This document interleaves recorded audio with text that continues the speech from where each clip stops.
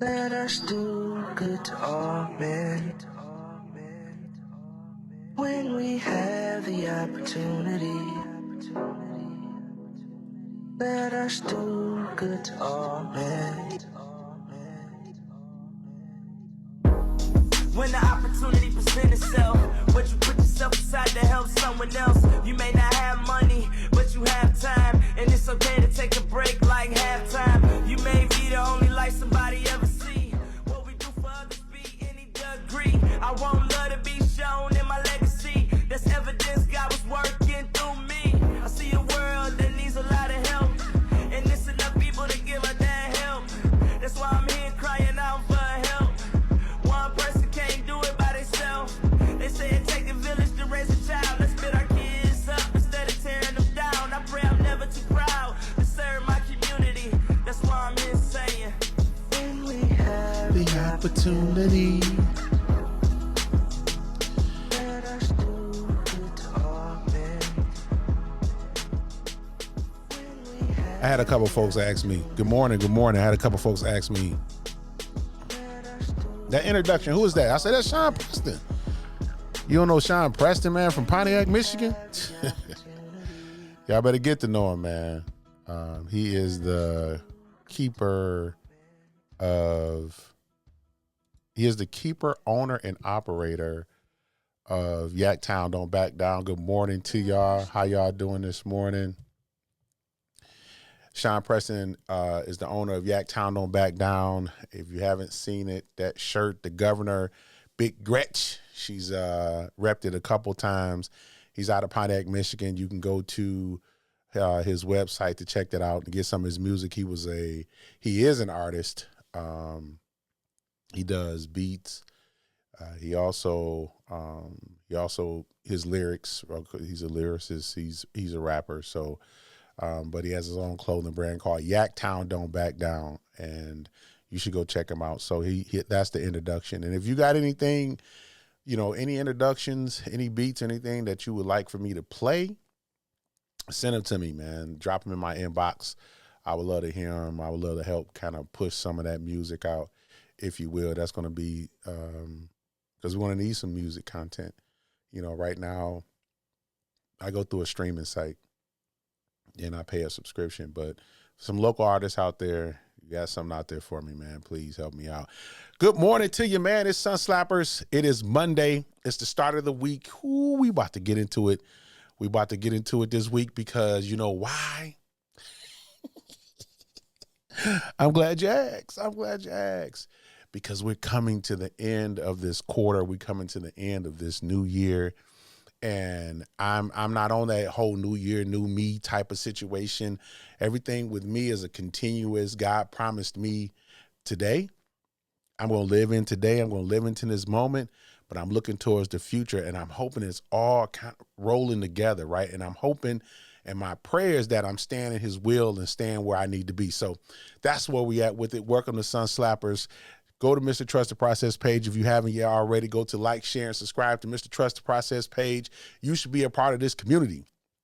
And it's a community of individuals who have learned how to trust the process, who have learned how to identify what the process is, and then also learned how and came up with the conclusion that we're real people who have faced some real problems, and we have some real solutions to folks that's looking. Some real people that's looking for some solutions. And so, yeah, Mr. Trust the Process. And if you haven't had an opportunity to go over to the Facebook page, please go over to the Facebook page. I'm getting a little tongue-tied this morning, a little excited this morning. Please go over to Trusting the Process over there on the Facebook page because, you know what I'm saying, we got a lot of content over there too as well. Short stories, reels, that's going to help you get you throughout your day. So listen, I'm just going to jump into it. Those who've been with us for the last couple of weeks, you know exactly what this is. We come in parts. We give you some things to help you start your day on Sun Slappers. And I got two exciting points that came up. And I'm going to start with this first one. And buddy, I'm going to tell you right now, you're going to be excited about this one. Here we go. Never become so thirsty that you drink from any cup that's presented to you. Be selective, be smart, and be wise. I'll read that for you one more time. Never become so thirsty that you drink from any cup. I want you to be smart, be selective, and be wise. Listen, it's very important that in times of when you transitioning through things, when you're moving through situations, when you're trying to get an understanding of a hold or a grip, you just don't take anything that's presented to you. That you just do out of desperation because you feel like, oh, something got to happen right now. Something got to pop right now. We got to do this right now. You know, there's a certain pace that happens. There's a certain thing that always is speeding you up when you feeling like you feel like you don't have another way out. And when that starts to happen, we get desperate. And sometimes people see that, and they see that desperation in you, and they start to offer you things that's not beneficial to you, but it's more beneficial to them.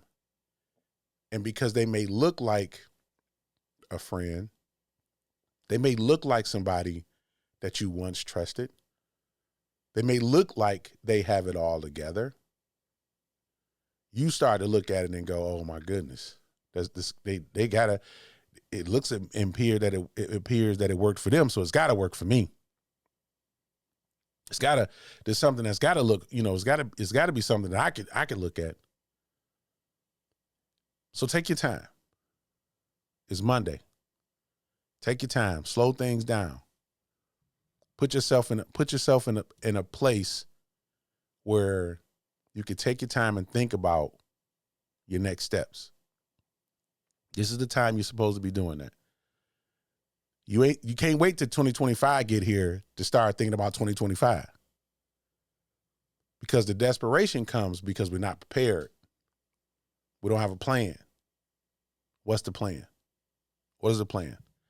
And that's the part where we all got to understand that how important it is to get into your routine, how important it is to make sure you set some time out at the start of your day. That's why we do this. We set time at the start of the day so we can get this going. So we can put ourselves in position to win the rest of the day. It's intentional. It's intentional. All right, let's get to this next one. Oh, y'all gonna like this. Hold on, let me make sure ain't nobody around. Here we go. When breaking generational curses, don't expect support from those who passed it on.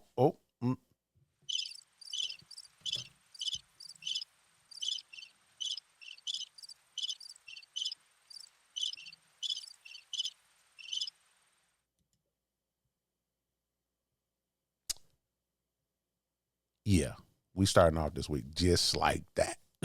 What Wallow say, and it's just like that. Yeah. We living on purpose in 2025. We are moving past where we used to be. We're not taking old people into 2025. We're not being undecisive in 2025. And then when we can't make a decision, we're going to identify that there's no decision to be made right now. We're going to wait. But I'm going to tell you right now, when breaking generational curses, don't expect support from those who passed it on. Now, that could be something that a cousin learned. All y'all grew up together. All y'all grew up together. All y'all was raised by the same grandmama. All y'all ate the same food. All you shared in the same resources in the household. But you the one. You the one watching this broadcast right now, the one that's taking the time to listen to this. You the one. You the one that got tapped on the shoulder and say, you know what? You got to break this. There's some things that started with your great grandfather. I need to break it. But I got to use you to break it. And so you thinking it's unfair. You thinking, oh, why my sister, she went through it. She look like she doing good. Why my brother, it's you. It's you. You're it. You're it. So don't go looking for answers from people who comfortable in the situation. They okay with it because they don't know no difference. If they would have stopped the trauma back then, they would have. And some just say, hey man, that's just not something I'm ready to handle right now. That's just not something I'm ready to deal with right now. So as they pushed it off before the kids came, then the kids come, then the wife and girlfriends come, then everything else comes, and all the working on me gets pushed back. Then it gets sent to your way, and then now you trying to figure it out. Now, I'm not saying you can't go to them and ask them, hey, listen, the procrastination, the one me always putting something off. Where'd that come from? If it's something that you've definitely been dealing with, if it's something that you've definitely been trying to identify, the fighting, the arguing, the let me see, there's a few things that I brought in that I think I had to break. The womanizing. Yeah. Like I didn't have a healthy respect for my position in just period in relationships. Like in relationships, like I understood what I needed to do. Like I understood that, one of the things that I watched my dad do and I watched my grandfather do is that they will always just somehow they will take accountability for what's going on in the relationship. Like if anything was wrong, they'll be like, it's my fault. It's my fault. Just to get past it. Just to blow past whatever it was. Whether it was their fault or not in the relationship, the argument or whatever, however it started, whatever, they will blow past it, but then they'll use that as the momentum to say, I'm going to go ahead and do what I want to do out here in these streets anyway.